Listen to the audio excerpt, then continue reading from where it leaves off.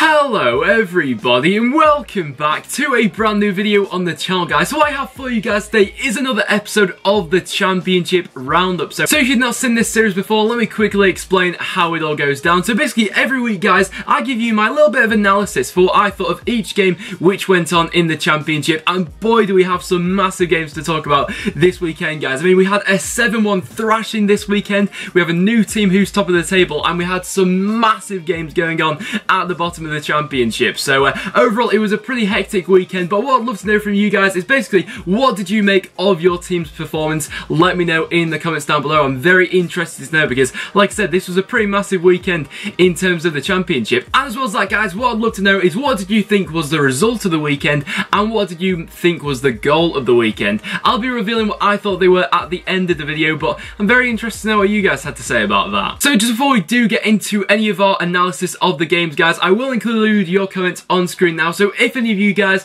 did successfully manage to predict any of the scorelines this weekend, I will include your comment on screen now. So fair play to everyone who got a scoreline right this week, because I don't think any of mine were right, but you've got to cut me some slack for this weekend, because this was probably one of the most unpredictable weekends in terms of scorelines that we've had in a long time in the Championship, and honestly that's why I just love this league completely. So first of all, guys, we had the game which took place on Friday night between QPR and Brighton. So of course this gave Brighton the opportunity to go ahead and climb to the top of the Championship, as Newcastle were playing later on the Saturday, and they managed to do just that with a very, I'd say it was a deserved 2-1 victory in the end. At times in this game QPR were pushing Brighton, especially towards the end when Matt Smith did manage to pull a goal back for QPR, but overall I thought Brighton were the deserved winners. It was a bit of a cagey first half where that one managed to finish as a 0-0, but into the second half Brighton really did turn on their quality. Glenn Murray managed to slot away another goal for them, being their top scorer this season, and the Pocagnoli free kick, oh my word, that was definitely a contender for goal of the weekend, guys. It was a superb free kick right into the top corner from quite a tight angle that he had to take it from as well, and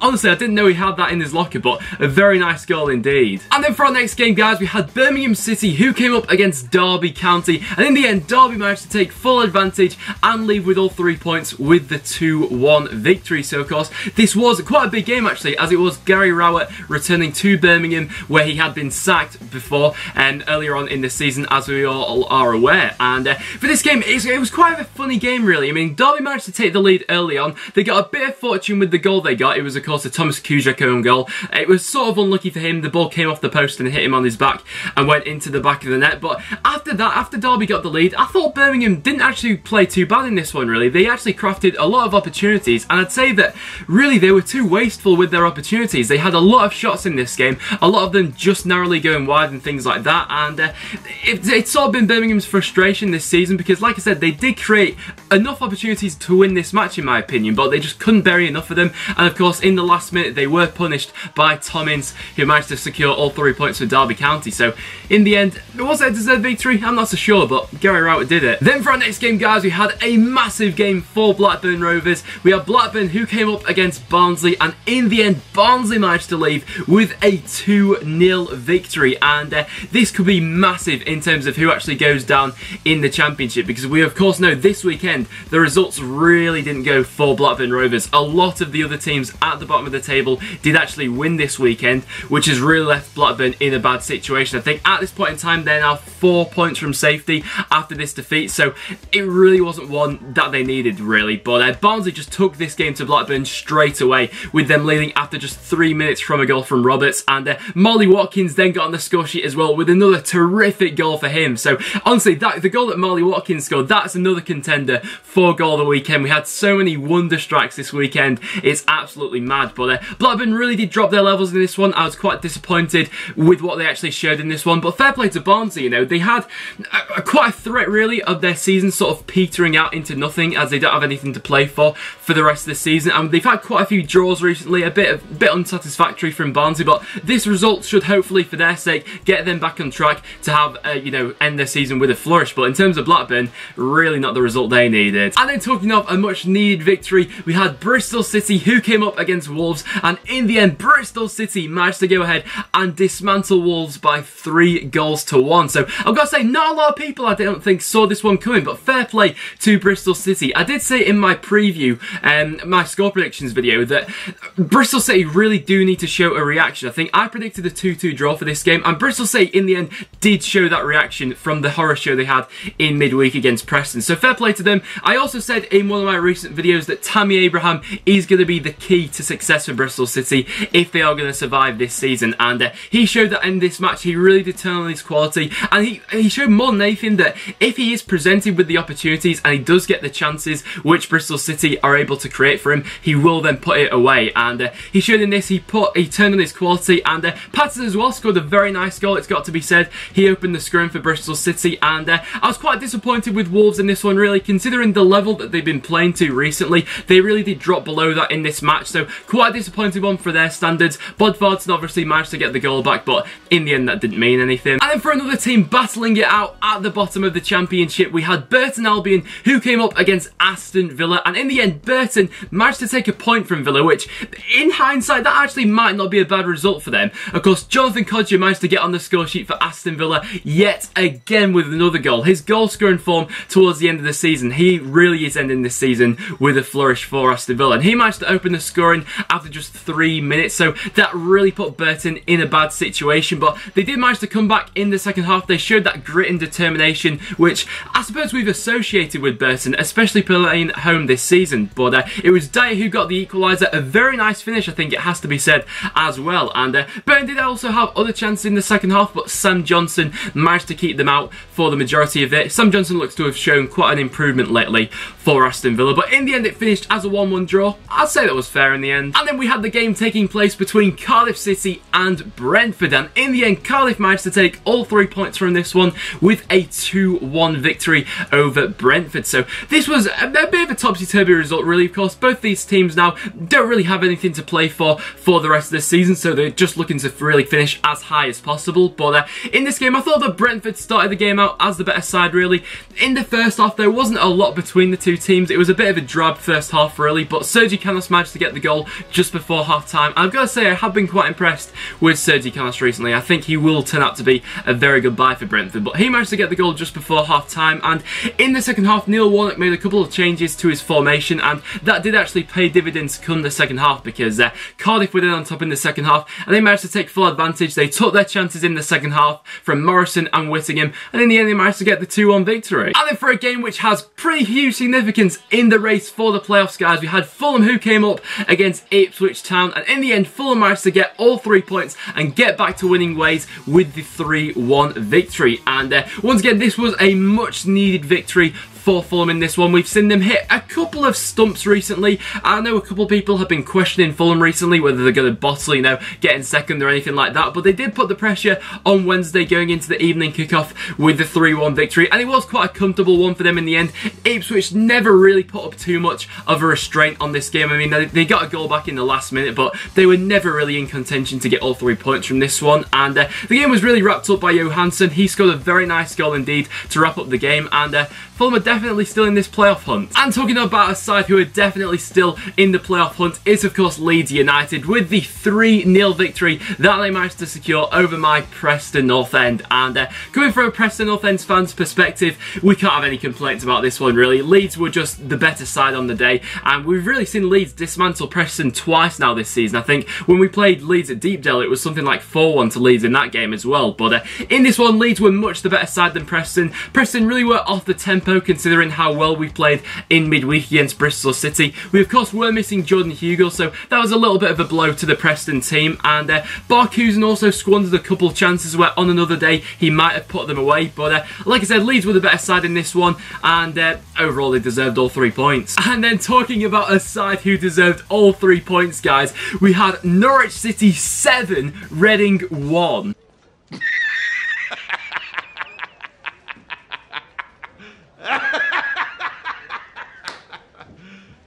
You serious? In the end, this was just an absolutely ridiculous game, and when I saw the scoreline of this one, I just could not believe it. At half-time of this game, it was 6-1 to Norwich.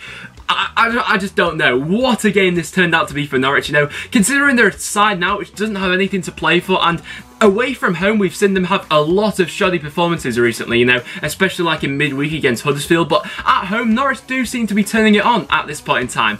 And with the 7 goals, I mean, Reading really didn't help themselves in this game. Some of the defending from Reading was absolutely shambolic. I mean, when you're considering that they're a side currently sat in the playoffs, you know, which, let's face it, Reading probably will make it to the playoffs this season, they're not going to get anywhere with defending like that. Gunter, Reece Oxford and Tyler Blackett had an absolute nightmare in this one. Some of the defending was just so sloppy. A lot of the link-up play in midfield as well. They were giving the ball away countless amounts of times, and the pressure from Norwich, it was just wave after wave after wave, and every shot for them seemed to be going in this game. I'd say the pick of the bunch for all the goals had to be Pritchard's first goal. What a goal this was. He just drilled it into the top corner. It was unstoppable from Al Habsi's point of view, and Reading fans, what did you make of this? Because surely a performance like this can't go under the radar, and you are going to need to bounce back from this. Absolutely. And Norwich, fair play, this was just mad. And then from one surprise scoreline to perhaps another, we had Nottingham Forest 2, Huddersfield Town 0. And I've got to say, this one really did catch me off guard, really, you know.